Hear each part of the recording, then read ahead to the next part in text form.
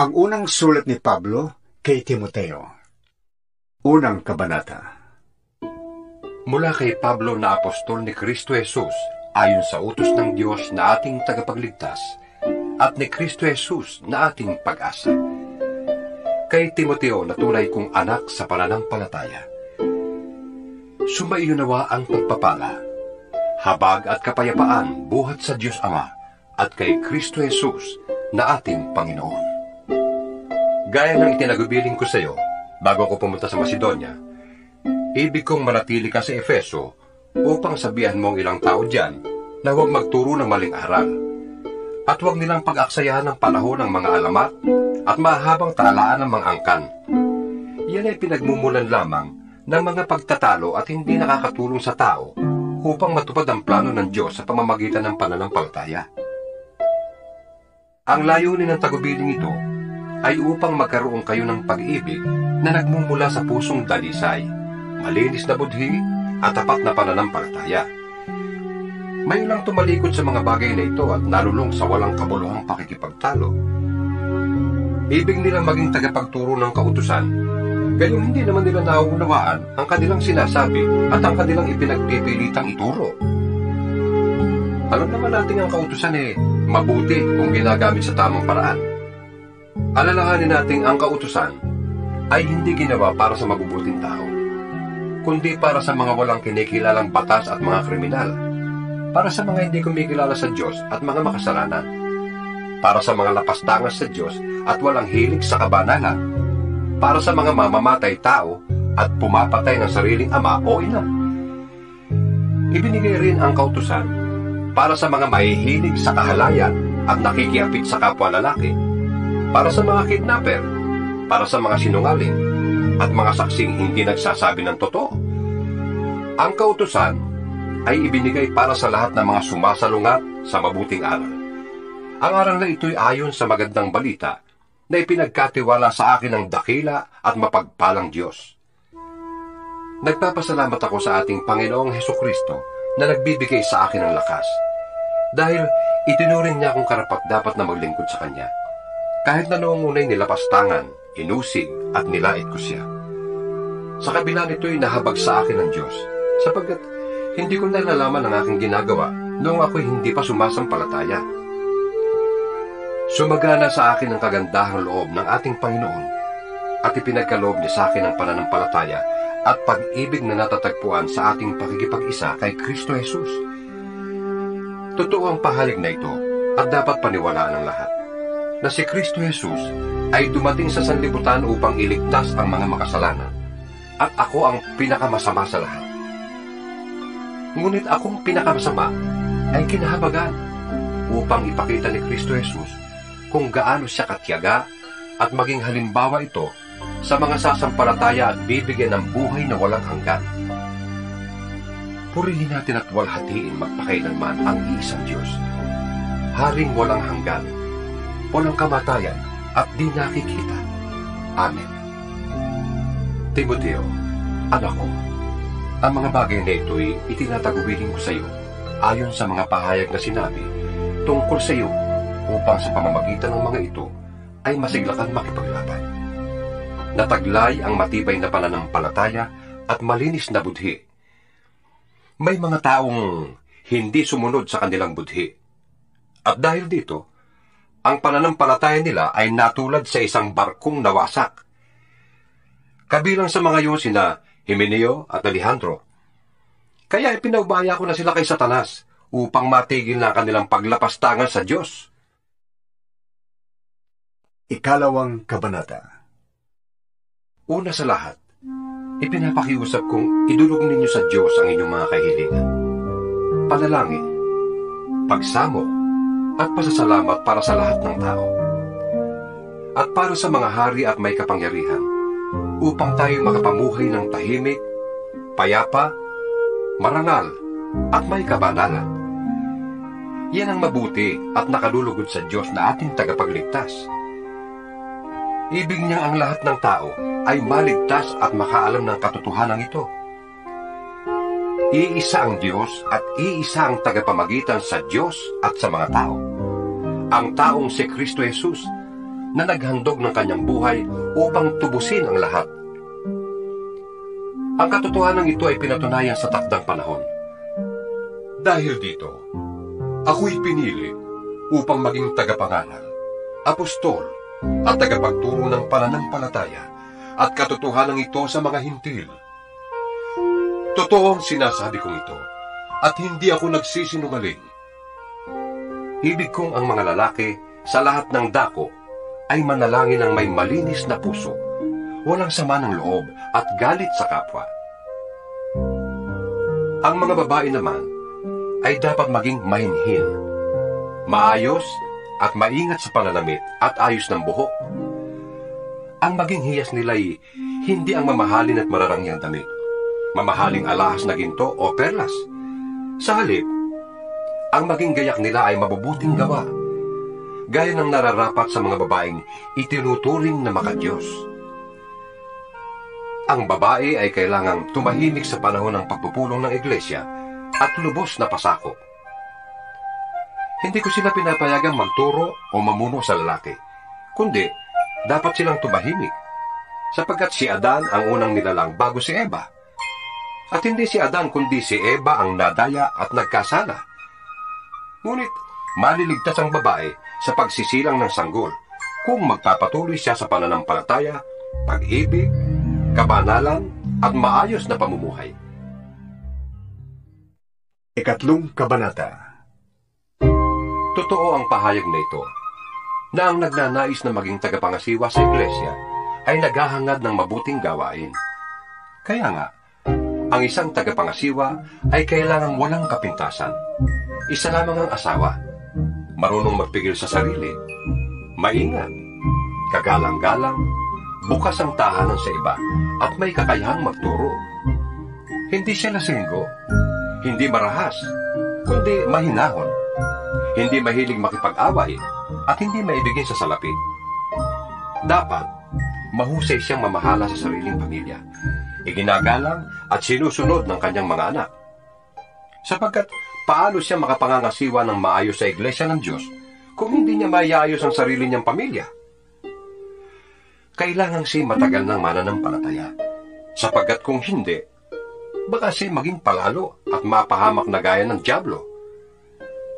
Bukod dito, kailangan siya may mabuting patotoo sa paningin ng mga hindi sumasampalataya upang di siya mapintasan at hindi mahulog sa bitag ng dyablo.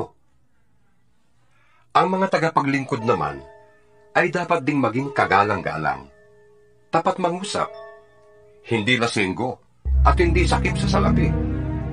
Kailangan sila'y tapat sa pananampalataya na ating ipinapahayag at may malinis na budhi. Kailangan subukin muna sila, at kung mapatunayan sila'y karapat-dapat, ay saka sila gawing tagapaglingkod. Gayon din naman, ang mga babaeng tagapaglingkod ay dapat na maging kagalang-galang, hindi tsismosa, mapagtimpi, at matapat sa lahat ng mga bagay. Ang mga tagapaglingkod sa iglesia ay dapat isa lamang ang asawa at maayos mga siwa sa kanyang mga anak at sambahayan. Ang mga tagapaglingkod na tapat sa tungkulin ay iginagalang ng mga tao at buong tiwalang makapagpapahayag tungkol sa pananampalataya kay Kristo Jesus. Umaasa akong magkikita tayo sa lalong madaling panahon. Ngunit isinulat ko ang mga ito upang kung hindi ako makarating agad, ay malaman mo kung ano ang dapat na maging ugali ng mga taong kabilang sa sambahayan ng buhay na Diyos sa iglesia na haligi at saligan ng katotohanan. Hindi maikakaila na napakadakila ng hiwaga ng ating relihiyon. Siya'y nahayag ng maging tao, pinatunayang matuwid ng Espiritu, at nakita ng mga anghel, ipinangaral sa sanlibutan, pinaniwalaan ng lahat at itinaas sa kalangitan. Ika-4 na kabanata. Maliwanag ang sinasabi ng Espiritu na sa mga huling araw ay iiwan ng ilan ang pananampalataya. Susunod sila sa mga mapanlinlang na espiritu at sa mga turo ng mga demonyo. Ang mga turong ito'y pinalalaganap ng mga taong sinungaling at may mga manhid na budhi. Ipinagbabawal nila ang pag-aasawa at ang ilang uri ng pagkain. Mga pagkain nilikha ng Diyos upang kaining may pasasalamat ng mga mananampalataya at nakakaunawa ng katotohanan. Ang lahat ng nilikha ng Diyos ay mabuti at walang dapat ipalagay na masama. Sa halip ay dapat tanggaping may pagpapasalamat, sapagkat ang mga ito'y nililinis ng salita ng Diyos at ng panalangin. Kung ituturo mo sa mga kapatid ang mga bagay na ito, ikaw ay magiging mabuting lingkod ni Kristo Jesus. Maipapakita mong pinalakas ka ng mga turo tungkol sa pananampalataya at sa mabuting aral na iyong sinusunod. Huwag mong pag-aksayahan ng panahon ng mga alamat na walang halaga. Sa halip, magsanay ka sa kabanalan. May pakinabang sa pagpapalakas ng katawan. Ngunit ang pagsasanay sa kabanalan ay mapapakinabangan sa lahat ng paraan, sapagkat ito'y may pangako, hindi lamang sa buhay na ito ngayon, kundi maging sa buhay na darating. Totoo ang salitang ito at dapat paniwalaan ng lahat. Dahil dito, nagsisikap tayo at naghihirap, sapagkat umaasa tayo sa Diyos na buhay at siyang tagapagligtas ng lahat ng mga tao, lalo na ng mga mananampalataya. Ituro mo't ipatupad ang lahat ng ito. Huwag mong hayaang hamakin ka ninuman dahil sa iyong kabataan. Sa halip, sikapin mong maging halimbawa sa mga mananampalataya sa iyong salita, ugali, pag-ibig, pananampalataya, at malinis na pamumuhay. Habang wala pa ako riyan, iukol mo ang iyong panahon sa pagbabasa ng kasulatan sa harap ng mga tao, sa pangangaral at sa pagtuturo. Huwag mong pababayaan ang kaloob ng Espiritu Santo na ibinigay sa iyo ng magsalita ang mga propeta at ipatong sa iyo ng mga pinuno ng iglesia ang kanilang kamay. Isagawa mo ang mga ito at pag-ukulan mo ng panahon upang makita ng lahat ang iyong pag-unlad. Pagkaingatan mo ang iyong pagkilos at pagtuturo. Patuloy mong gawin ang mga bagay na ito upang maligtas ka, pati na ang mga nakikinig sa iyo. 5 Kabanata. Huwag mong pagsasalitaan ng marahas ang lalaking nakatatanda sa iyo, kundi paalalahanan mo siya na parang sarili mong ama. Pakitunguhan mo namang parang kapatid ang mga nakababatang lalaki. Ituring mong parang sariling ina ang matatandang babae, at pakitunguhan mo ng buong kalinisan ang mga kabataang babae na parang mga kapatid. Igalang mo ang mga biyudang walang ikabubuhay. Subalit, kung ang isang biyuda ay may mga anak o apo, sila ang unang dapat kumalinga sa kanya bilang pagtanaw ng utang na loob, sapagkat ito'y nakalulugod sa Diyos. Ang tunay na biyuda ay iyong nag-iisa na sa buhay, at tanging sa Diyos lamang umaasa, kaya't patuloy siyang nananalangin sa araw at gabi. Samantala, ang biyudang nabubuhay sa kalayawan ay maituturing ng patay. Ipatupad mo sa kanila ang utos na ito, upang walang maisumbat sa kanila ang sinuman. Ang sinumang hindi kumakalinga sa kanyang mga kamag-anak, lalo na sa mga kabilang sa kanyang pamilya, ay tumatalikod sa pananampalataya, at mas masama pa sa isang di mananampalataya. Ang biyudang dapat isama sa listahan ng tutulungan ay iyong di bababa sa 60 taong gulang. Minsan lamang nag-asawa, kilala sa paggawa ng kabutihan, nagpalaki ng maayos sa kanyang mga anak, magiliw tumanggap sa nakikituloy sa kanyang tahanan, naglingkod ng may kababaang loob sa mga kapatid sa Panginoon, tumulong sa mga nangangailangan at inialay ang sarili sa paggawa ng mabuti. Huwag mong isasama sa listahan ng mga biyuda ang mga bata pa, sapagkat kapag nag-aalabag ka nilang pagnanasa, mapapalayo sila kay Kristo at mag-aasawang muli. Sa gayon, nagkakasala sila dahil sa hindi pagtupad sa una nilang pangako kay Kristo. Sila'y nagiging tamad at nag-aaksaya ng panahon sa pangangapit bahay. At sila'y nagiging tsismosa, mahilig makialam sa buhay ng may buhay at madaldal. Kaya't para sa akin, mabuti pang sila'y mag-asawang muli, magkaanak at mag-asikaso ng tahanan, upang ang ating kaaway ay hindi magkaroon ng pagkakataong mapintasan tayo, sapagkat may ilan ng biyudang nailigaw ni Satanas. Kailangang alagaan ng babaeng mananampalataya ang mga kamag-anak nilang biyuda, nang hindi sila maging pabigat sa iglesia. Sa gayon, ang aalagaan ng iglesia ay yun lamang mga biyudang walang ibang inaasahan. Ang mga pinunong mahusay mamahala ay karapat-dapat tumanggap ng dobling paggalang, lalo na ang mga masigasig sa pangangaral at pagtuturo ng salita ng Diyos. Sapagkat sinasabi ng kasulatan, huwag mong tatalian ang bibig ng baka habang ginagamit sa pag-iik. Nasusulat din, ang manggagawa ay karapat-dapat bayaran. Huwag mong tatanggapin ang anumang paratang laban sa isang pinuno ng iglesia kung walang patotoo ng 2 o 3 saksi. Pagsabihan mo sa harap ng lahat, ang sino mang ayaw tumigil sa paggawa ng masama para matakot ang iba.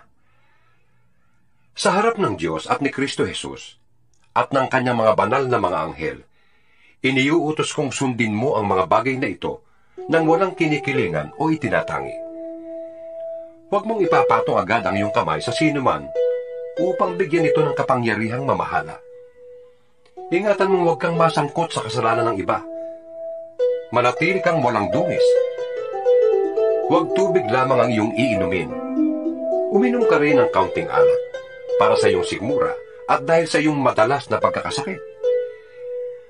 May mga taong lantad na ang kasalanan bago pa humarap sa hukuman. At meron din namang ang kasalanan ay huli na kung mahayag. Gayon din naman, may mabubuting gawa na madaling mapansin. Ngunit, kung hindi man mapansin agad, ito'y hindi malilihim habang panahon. Ika-6 na kabanata. Ang mga alipin ay dapat magpakita ng buong paggalang sa kanilang mga amo para walang masabi laban sa pangalan ng Diyos at sa ating mga aral. At kung ang kanila namang amo ay kapwa nila Kristiyano, hindi sila dapat magkulang ng paggalang sa mga ito sa dahilang sila'y magkapatid sa pananampalataya.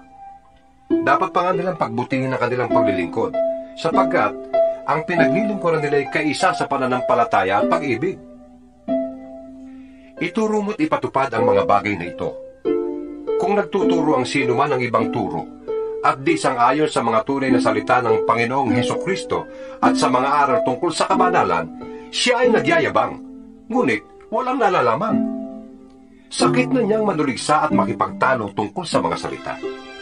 Bagay na humahantong sa inggitan, alitan, kutsaan, at pagbibintang. Mahilig din siya makipagtalo sa mga taong liko ang pag-iisip at di kumikilala sa katotohanan. Akala ng mga ganitong tao ay paraan ng pagpapayaman ng relihiyon. Kung sa bagay, malaki nga ang mapapakinabang sa relihiyon kung ang tao ay marunong masyahan. Wala tayong dalang anuman sa sanlibutan at wala rin tayong madadalang anuman pag-alis dito. Kaya, dapat na tayong masyahan kung tayo may kinakain at may isinusuot. Ang mga nagnanasang yumaman ay nauhulog sa tukso at nasisilo sa bitag ng masasamang hangaring magtutulak sa kanila sa kamatayan at kapahamakan. Sapagkat ang pag-ibig sa salapi ay ugat ng lahat ng kasamaan. Dahil sa paghahangad na yumaman, may mga taong nalalayo sa pananampalataya at nasasadlak sa maraming kapighatian. Ngunit ikaw na lingkod ng Diyos, umiwas ka sa mga bagay na ito. Sikapin mong mamuhay ng matuwid, may kabanalan, pananampalataya, pag-ibig, pagtitiis at kahinahunan. Ipaglaban mo ng puspusan ng pananampalataya. Mananang kang mabuti sa buhay na walang hanggan dahil diyan ka tinawag ng Diyos nang ipahayag mo sa harap ng maraming saksi ang iyong pananalig kay Kristo. Hindi uutos ko sa iyo, sa ngalan ng Diyos na nagbibigay buhay sa lahat, at sa harap ni Kristo Jesus na nagbigay ng mabuting patotoo kay Poncio Pilato.